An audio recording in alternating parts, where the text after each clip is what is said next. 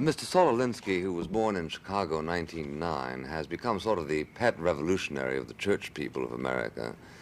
His organization is called the Industrial Areas Foundation, and for a fee, a very modest fee, Mr. Alinsky will come to your town, as he has to 40 others, to organize the poor.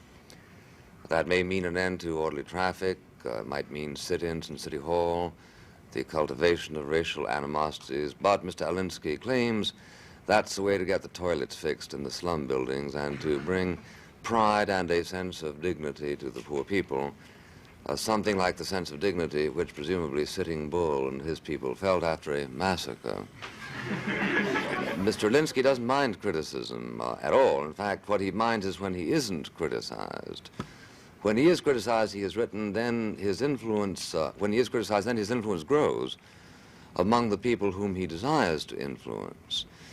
He has been influencing people for a very long time, ever since he attended the University of Chicago, where he studied sociology and criminology. He first became famous as the co-founder of the Back of the Yards Neighborhood Council in Chicago.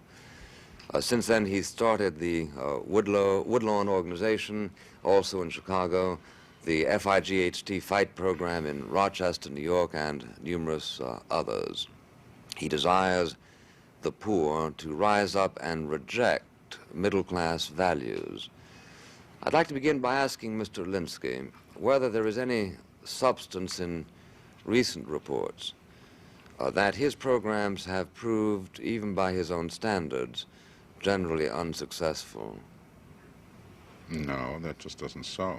Mm-hmm. I haven't heard those recent reports. Are you aware of what Dr. Frank Reisman wrote in Dissent, a magazine? Yes, if I may cut in.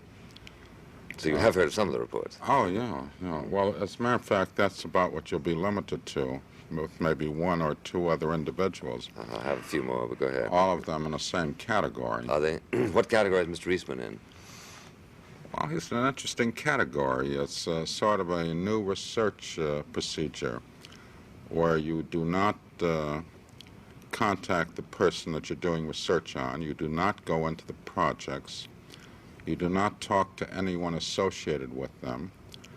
And you then come out with some statements which are so far removed from the fact that even my most bitter critics are too embarrassed to use those statements. Except me.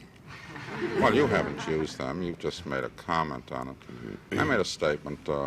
I refused to debate with him, which only came up recently on the program, as a matter of fact, in New York City. And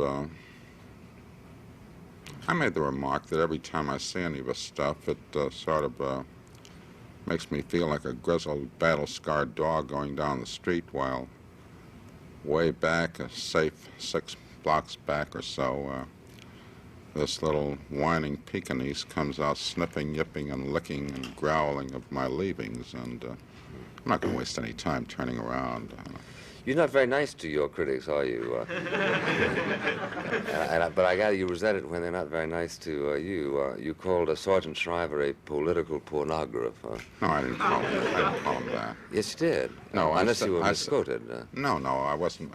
You're misquoting me at this moment. Well, not intentionally. I know that. I'm quoting words assigned to you by Harper's Magazine. No, I said that the poverty program was a prized piece of political pornography. Well, okay. Now, if you want to... You take it from there. Well, you take it from there. Somebody has to write pornography. Take it from there. Somebody has to write pornography. For every Fanny Hill, there's a guy who wrote it. Well, what I meant by that on the poverty program was if it's just a federal welfare program, which in fact it is, instead of being billed as a war on poverty, and if it didn't come out with all of these sanctimonious, hypocritical, moralistic trappings. And it wasn't in Harper's, but the reaction when I call it political pornography is, let's put it this way. I don't object to a minister or any religious representative getting up on the altar and giving a sermon against adultery, because I think that's part of his racket, and everybody sitting there assumes that. But when all the time, he's in the hay with the organist. Is this part of your racket, to fight poverty? I mean, you're using racket in an invidious way? No, I I'm just not. want to know. No, I'm You know, not. I see part of his profession, Part of his part of profession. his belief, part of his ideals. That's Okay. right. Go ahead, sorry.